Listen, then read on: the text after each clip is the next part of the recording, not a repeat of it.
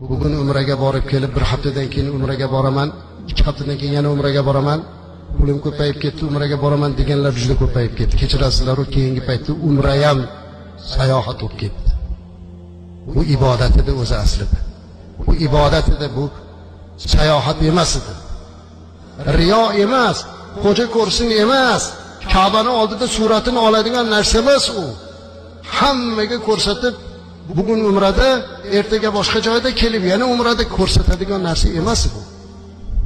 Hozir shunaqa bo'lib ketdiki, odamlar umrani o'yinchoq qilib borishdi.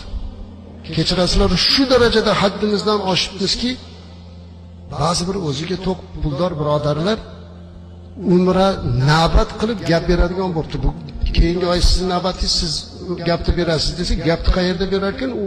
Umrada berar ekan. Astagfirullah. Shunaqa bo'lib ketdi.